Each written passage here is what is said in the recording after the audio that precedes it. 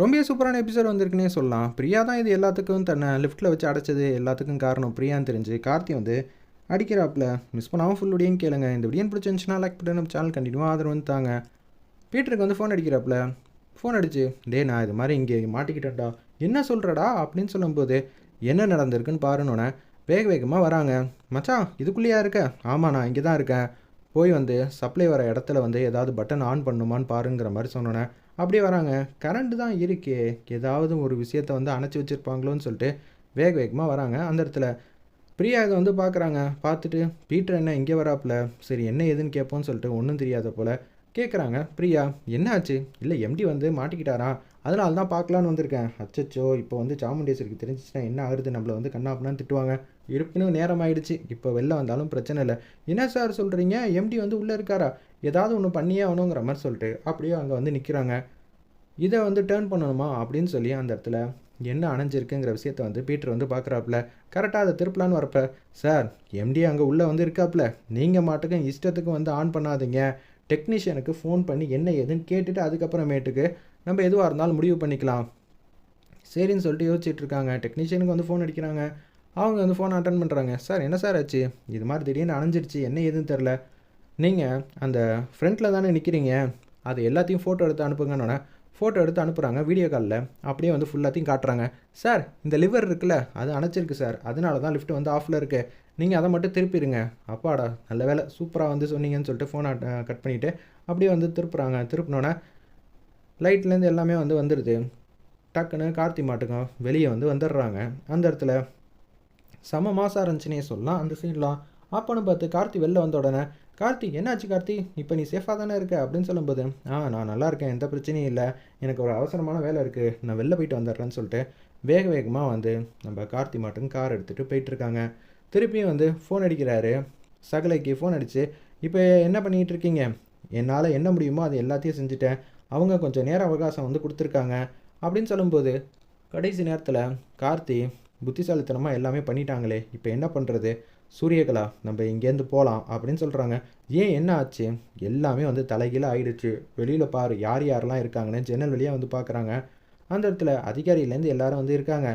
நம்ம இப்போ என்ன செய்கிறோமோ அதுக்கேற்ற மாதிரி தான் நமக்கு இப்போ பலன் வந்து கிடைக்கும். நான் எங்கேயாவது போகிறத நினச்சி கவலைப்படலை, ஆனால் ரேவதிக்கு எதுவும் தெரியக்கூடாது, அதுக்காக தான். சரி சார் நான் பின் வாங்கிக்கிறேன் அப்படின்னு சொல்கிறாங்க. அந்த இடத்துல என்னம்மா ஆச்சு திடீர்னு, எதுக்காக வேணாங்கிறீங்க, ரொம்ப ஆவலோட வந்து ராஜா சேதுபதி தாத்தாவோட ஆசைன்னு தானே சொன்னீங்க, கண்டிப்பாக நான் இதை ஏற்றுக்கிறேம்மா அப்படின்னு வாசமாக சொல்கிறாங்க நம்ம ரேவதி. அப்பன்னு பார்த்து இவ வேற இப்போ நேரங்காலம் புரியாமல் இப்படியெல்லாம் வந்து பேசிகிட்டு இருக்காளே, எனக்கு சாதகமாக பேச சொன்னப்போ பேசலை, இப்போ வந்து பேசிகிட்டு இருக்காளே அப்படின்னு சொல்லிட்டு யோசிச்சுட்டு இருக்காங்க ஈஸ்வரியம்மா. இல்லைப்பா சில பல விஷயம்லாம் இவங்க கரெக்டாக வந்து கொண்டு வரல, அதுக்காக தான் முன்னொரு நாள் பண்ணிக்கலாம் அப்படின்னு சொல்கிறாங்க. மருதும் அந்த இடத்துல விஷயத்தை புரிஞ்சுக்கிட்டு, சரிங்க இன்னொரு நாளே பண்ணிக்கலாம், சரி வாங்க போகலாம், நமக்கு இன்றைக்கி நேரம் காலம்லாம் கூடி வரலங்கிற மாதிரி பேசிட்டு அங்கேருந்து வந்து கடந்து போகிறாங்க. வேறு லெவலில் இருந்துச்சுன்னே சொல்லலாம் அந்த சீன்லாம். அதை பொறுமையாக நமக்கான காலம் வர வரைக்கும் காத்துக்கிட்டு இருக்கணும், அவசரப்பட்டால் இப்படி தான் நடக்கும் அப்படின்னு சொல்லும்போது, என்ன நடக்குது அப்படின்னு சொல்லி பேசிகிட்டு இருக்கிறப்ப கார்த்தியோட கார் வந்து மாசாக வந்து என்ட்ரி வந்து ஆகுது. அந்த இடத்துல இதை வந்து பார்க்குறாங்க. பார்த்த உடனே, என்ன எல்லாத்தையும் நான் சொல்லணுமா அப்படின்னு சொல்லும்போது, ரேவதி எனக்கு கொஞ்சம் வேலை இருக்குது, நீங்கள் போயிட்டு வாங்க, நான் ஆட்டோவில் வந்துடுறேன். என்ன ஆச்சுமா, வேலை இருக்குங்கிறீங்க, நானும் இங்கே இருக்கேன். அதெல்லாம் ஒன்றும் இல்லை, பின்னாடி பாரு யார் வரான்னு, நீ முதல்ல வண்டி எடு சூரியக்கலான்னு கார் எடுத்துகிட்டு அப்படியே வந்து போகிறாங்க. அந்த இடத்துல மயில் வாகனம், கார்த்தி, ஈஸ்வரியம்மா 3 பேர் நிற்கிறாங்க. என்ன சாதிச்சிட்டிங்கன்னு நினைக்கிறீங்களா, இந்த சாதனையெல்லாம் போதுமானு கார்த்தி வந்து நக்கலாக வந்து கேட்ட உடனே, என்னடா நீ இப்படியெல்லாம் கேட்டுட்டா நான் அடுத்தது யோசிக்காமல் இருப்பேன்னு நினச்சிங்களா அப்படின்னு ஈஸ்வரி அம்மா கேட்கும்போது, நீ வேணால் இன்றைக்கி சாதிச்சிருக்கலாம், ஆனால் நான் சும்மா இருக்க மாட்டேன், நீங்கள் என்ன பார்த்துட்டீங்கன்னு எனக்கு நல்லாவே தெரியும், அதுக்காக பதறிக்கிட்டு தானே இப்படி ஒரு முட்டாள்தனமான காரியம் பண்ணீங்க. டேய் நான் ஜெயிச்சிருப்பேன்டா, ஜஸ்ட்டு மிஸ்ஸு, எல்லாம் மயில் மாப்பிள்ள சொதப்பிட்டாப்புல அப்படின்னு சொல்லும்போது, அப்படியெல்லாம் ஒன்றும் இல்லை, ஆல்ரெடி இங்கே எல்லார்கிட்டையும் நான் பேசி வச்சுட்டேன், நீங்கள் என்ன செஞ்சுருந்தாலும் ஒன்றும் ஆயிருக்காது. அந்த பக்கம் பார்த்தீங்களா மீடியாலேருந்து ஏகப்பட்ட பேர் நிற்கிறாங்க, இந்த பக்கம் பார்த்தீங்களா அதிகாரிங்களாம் வந்து நிற்கிறாங்க. நீங்கள் ஏதாவது ஒன்று தலையில் நின்று தண்ணி குடித்தா கூட உங்களுக்கு யோசிக்க முடியாதாத்த, இது எல்லாத்துக்குமே காரணம் நீங்கள் தான். எனக்கும் ரேவதிக்கும் பிரியணும்னு சொல்லிட்டு அந்த இடத்துல பெண்டிங் இருக்குல்ல, அதனால தான் முக்கிய காரணமாக இருக்குது. நீங்கள் தான் அத்தை முக்கிய காரணம் எங்கள் 2 பேரையும் சேர்த்து வச்சதுன்னு காமெடியாக வந்து பேசிகிட்டு இருக்காப்புல. ஈஸ்வரி அம்மா மட்டுக்கும் கோச்சிக்கிட்டு அங்கேருந்து போகிறாங்க. மயில் வாகனத்துக்கு கரெக்டாக சந்தேகம் வருது. இங்கே இது மாதிரி ஒரு விஷயம் நடக்கிறப்ப நீ அங்கே ஒரு இடத்துல வந்து மாட்டியிருக்கனா, இதுக்கு பின்னாடி யாரோ ஒருத்தன் இருக்கான், பார்த்துக்கப்பா. உன் ஆஃபீஸில் அந்த ஒரு நபர் யார் என்ன ஏதுன்னு இன்றைக்கே வந்து கண்டுபிடிச்சிரு. அதுதான் நம்ம எதிர்காலத்துக்கு ரொம்பவே நல்லது. பார்த்துக்கப்பா, உனக்கு என்ன செய்யணும்னு நல்லாவே தெரியும். ஆமாங்க, நானே வந்து பீட்டர்கிட்ட வந்து பேசிட்டேன் என்ன ஏதுன்னு. கூடிய சீக்கிரம் அவனை வந்து கண்டுபிடிச்சிட்றேன். இதுக்கு பின்னாடி இருக்கிறவன் யாராக இருந்தாலும் அவனை நான் உண்டுலன்னு ஆக்கிடுவேன். என் வாழ்க்கையே தலைகீழாக வந்து ஆக்கியிருப்பான். ஜஸ்ட் மிஸ்ஸில் ஏதோ நம்ம கும்பிட்ற சாமியும் பாட்டியும் வேண்டுதல்னால நல்லபடியாக வந்து பலன் அளிச்சிருக்கு. எப்படியோங்க டைமிங் மட்டும் மிஸ் ஆகிருந்தா என்ன ஆயிருக்குன்னு நினச்சி கூட பார்க்க முடியல. சரி கார்த்தி, நீ போய் கண்டுபிடி, பார்த்துக்கலாம் அப்படின்னு மயில் வாகனம் பேசுகிறாப்புல. ஒரு பக்கம் ஆஃபீஸ்க்கு வந்து திருப்பியும் போகிறாப்புல நம்ம கார்த்தி. ரொம்ப தேங்க்ஸுங்க, இதுக்கு எதுக்குப்பா தேங்க்ஸ்ன்னு சொல்லிட்டு போகிறப்ப பீட்டர்கிட்ட நடந்த விஷயத்தை எல்லாத்தையும் வந்து சொல்லிகிட்டு இருக்கிறப்ப என்ன பண்ணு எது பண்ணும் சுத்தமாக புரியாமல் தவிச்சிக்கிட்டு இருக்காங்க. உன்னை யாரோ ஒருத்தன் பர்டிகுலராக இங்கே சாமுண்டீஸ்வரிக்காக வேலை பார்க்குறாங்கன்னு தான் நான் நினைக்கிறேன். எப்படிப்பா உன்னை கரெக்டாக இந்த இடத்துல லாக் பண்ண முடியும்?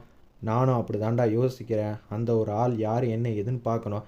நிச்சயம் அந்த டெக்னீஷியன்ட்ட வந்து பேசுனியா, என்ன சொன்னாருன்னு பீட்டர்கிட்ட வந்து கேட்குறாரு நம்ம எம்டி. கேட்கும்போது ஒரு விஷயத்த அணைச்சி வச்சுருந்தாங்கப்பா.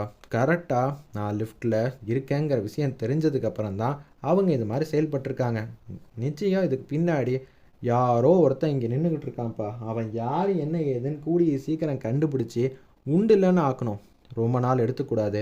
அவன் யார் என்ன ஏதுன்னு இன்றைக்கி இப்போயே வந்து கண்டுபிடிக்கணும் யோசிக்கிறாங்க. அந்த இடத்துல வெளில வராப்பில் நம்ம கார்த்தி அப்படியே வந்து பார்த்துக்கிட்டே இருக்கிறப்ப அச்சச்சோ நம்மளை பற்றி தான் வந்து யோசிச்சுட்டு இருக்காங்களோ அப்படின்னு சொல்லும்போது பிரியா பர்டிகுலராக அங்கே வேக வேகமாக வராங்க. வந்துட்டு சார் இது மாதிரி ஃபைல்லலாம் கையெழுத்து போடணும் அப்படின்னு சொல்லும்போது இப்போ ஒரு முக்கியமான வேலை இருக்குது, நான் அப்புறமேட்டு போடுறேன் அப்படின்னு சொல்லிட்டு இருக்கிறப்ப பிரியா முன்னாடியே வந்து டிஸ்கஸ் பண்ணுறாங்க. கூடிய சீக்கிரம் நான் கண்டுபிடிக்க போகிறேன்டா, அந்த ஃபுட்டேஜ் என்ன ஏதுன்னு பாருன்னொன்னே அச்சச்சோ இவருக்கு நான் தான் அந்த பக்கம் நின்னேன்னு தெரிஞ்சு போச்சான்னு சொல்லிட்டு வேக வேகமாக பிரியா அங்கே வந்து போகிறாங்க. போயிட்டு யாரும் இல்லாத நேரம் பார்த்து அந்த ஃபுட்டேஜை அப்படியே வந்து எடுத்துட்றாப்புல. அந்த இடத்துல அப்பன்னு பார்த்து பிரியா அங்கே இருக்கிறத பார்த்துட்றாங்க. இவங்க எதுக்கு இந்த நேரம்னு பார்த்து இங்கே வராங்க, ஒன்றும் புரியலையே அப்படின்னு சொல்லிகிட்டு இருக்காரு. அந்த இடத்துல யதார்த்தமாக போய் பார்த்தா அங்கே ஃபுட்டேஜ் வந்து இல்லை. ஆல்ரெடி இத்தனை மணி நேரத்துக்கு ஃபுல்லாக பேக்கப் எடுத்து வச்சிரு அப்படின்னு நம்ம ராஜா இங்கேருந்து போகும்போது இளையராஜா கிட்டே வந்து சொல்லிட்டு தான் போயிருக்காங்க. அதனால அந்த பேக்கப் ஃபுட்டேஜ் வந்து அங்கே இருக்குது. இப்போ கொஞ்சம் நேரத்துக்கு முன்னாடி யார் வந்தா இது எல்லாத்தையும் பார்த்தா தெல்ல தெளிவாக வந்து கண்டுபிடிச்சிடலான்னு புத்திசாலித்தனமாக வந்து ப்ளே பண்ணியிருக்காங்க. அந்த இடத்துல உடனே செக் பண்ணி பார்க்குறாங்க. பார்த்தா அந்த இடத்துல கார்த்தி வந்து இது எல்லாத்துக்கும் காரணம் பிரியான்னு தெல்ல தெளிவாக வந்து தெரியுது. ஏன்பா பிரியா தான்ப்பா வந்து அங்கே வந்து நின்றுருக்கா, அப்போனா அந்த சதிகாரி பிரியா தானா? எதுக்காக இவங்க ஈஸ்வரி அம்மாவுக்கு வந்து உதவுறாங்கன்னு தெரியலையே. பீட்டர் வந்து கடுப்பாயிட்டாப்புல. இப்பயே வேலையை விட்டு தூக்குடா, அதுதான் சரியாக வரும்னு ராஜா கிட்ட வந்து பேசிகிட்டு இருக்காப்புல நம்ம பீட்ரு. உடனே அதெல்லாம் சரி வராதுடா, இப்போதைக்கு எனக்கு செம்மையாக கோவம் வருது, அப்படியெல்லாம் பார்த்துட்டு சும்மாலாம் இருக்க முடியாதுன்னு சொல்லிட்டு அந்த இடத்துல வேக வேகமாக வந்து ராஜா போய் நிற்கிறாங்க. வாழ்க்கையே தலைகீழ ஆகிடும், இப்படியெல்லாம் வந்து பண்ணி வச்சுருக்கான்னு சொல்லிட்டு நம்ம ராஜா அப்படியே அவங்க முன்னாடி வந்து நிற்கிறாங்க. எதுக்காக, ஏன் இப்படியெல்லாம் பண்ணீங்க அப்படின்னு சொல்லும்போது என்னாச்சு சார், நீங்கள் தானே வந்து அணைச்சிங்க அப்படின்னு சொல்லி கேட்குறாங்க டேரெக்டாக. நானும் எதுவும் பண்ணல சார், உங்களுக்கு சந்தேகமாக இருந்தால் போய் பாருங்கள். ஃபுட்டேஜை வந்து காட்டிடுறாங்க. கேபின்குள்ளே வாங்க, உங்ககிட்ட வந்து தனியாக பேசணும், இல்லாட்டி இங்கே வச்சு தான் பேசணுன்னா ஓகே எந்த பிரச்சனையும் இல்லை, உங்களை மாதிரி நடந்துக்கிறதுக்கு எனக்கு ரொம்ப நேரம் ஆகாது அப்படின்னு சொல்லிட்டு உள்ளே வந்து போகிறாங்க. அச்சச்சோ நான் வசமாக வந்து சிக்கிட்டேனே, இப்போ என்ன பண்ணுறதுன்னு தெரிலங்கிற மாதிரி யோசிச்சுட்டு இருக்காங்க. நம்ம பிரியா ஓடி போ, அவர் வந்து பொறுமையாக வந்து பார்த்துக்கலாம் அப்படின்னு தான் சொன்னாங்க. எனக்கு தான் மனசு வந்து கேட்கவே இல்லை, நீ கேட்கலன்னா நான் கேட்டுருவேன்னு சொன்னதுனால தான் அவர் இப்படியெல்லாம் வந்து யோசிச்சு வச்சுருக்காரு. மேடம் செம்மையாக வந்து ரெடி பண்ணியிருக்கீங்க போல இருக்குது, உங்களுக்கு ப்ரொமோஷன் வந்து காத்துக்கிட்டு இருக்கு, உள்ளே போங்க, டபுள் ப்ரொமோஷன் தான் இன்றைக்கிங்கிற மாதிரி சொல்லிவிட்டு அப்படியே வந்து கூட்டிகிட்டு வந்து ரூம்குள்ளே வந்து போகிறாங்க. என்ன பண்ணு எது பண்ணுன்னு சுத்தமாக தெரியாமல் யோசிச்சுட்ருக்காங்க. அந்த இடத்துல சொல்லுங்கள், யாருக்காக எதுக்காக இவ்வளோ பெரிய கேவலமான வேலையெல்லாம் பார்த்தீங்க அப்படின்னு சொல்லும்போது மௌனமாக தான் நிற்கிறாங்க. அந்த இடத்துல பிரியா ஐயோ எல்லாத்தையும் சொல்ல வேண்டியதாக இருக்குமே, நான் இல்லை சார், என்ன இது நீங்கள் இல்லையா, அப்புறம் என்ன அர்த்தம் சொல்லுங்க பார்ப்போம். மரியாதையா யாருக்காவது ஒருத்தருக்கு தகவல் கொடுத்துருப்பீங்க. கரெக்டாக நாங்கள் போனப்போ அணைக்கும் போதே எனக்கு தெரிஞ்சு போச்சு. இங்கே எவனோ ஒருத்தன் வந்து ஈஸ்வரி அம்மாவுக்கு சாதகமாக வந்து இருக்காங்கன்னு தெரியுது. யாருக்காக? அவங்களுக்காக தானே. அவங்கள மீட் பண்ணியிருப்பீங்களே சமீபத்தில். சொல்லுங்கள் எதுக்காக? சார் அவங்க என்னை சந்தித்தது எல்லாமே உண்மைதான் சார். அவங்க இது மாதிரி என்ன செய்ய சொன்னாங்கங்கிற விஷயத்தையும் சொல்லிடுறாங்க. செம்மையாக வந்து கார்த்திக் கோவம் வந்துருச்சு. நீங்கள் செஞ்சு வச்ச வேலைனால என் பொண்டாட்டியே இங்கேருந்து என்னை விட்டு போயிருப்பா தெரியுமா அப்படின்னு அந்த இடத்துல மனசில் நினச்சிக்கிட்டு அடிக்கிறாப்புல நம்ம கார்த்தி. செம்மையாக இருந்துச்சுன்னே சொல்லலாம் அந்த சீன்லாம். அப்பன்னு பார்த்து இது எல்லாம் பிரியாவோட கனவு போல். டக்குன்னு எந்திரிக்கிறாங்க. அச்சச்சோ என்னென்னமோ வந்து நடந்துருச்சு. இப்போ அவருக்கு உண்மையிலேயே கண்டுபிடிச்சிருவாரா இல்லையான்னு தெரியலங்கிற மாதிரி பிரியா வந்து திங்க் பண்ணிகிட்டு இருக்காங்க. செம பரபரப்பாக எக்ஸ்ட்ரா நிறையா வந்து கொண்டு போகிறாங்க. வெயிட் பண்ணி பார்ப்போம்.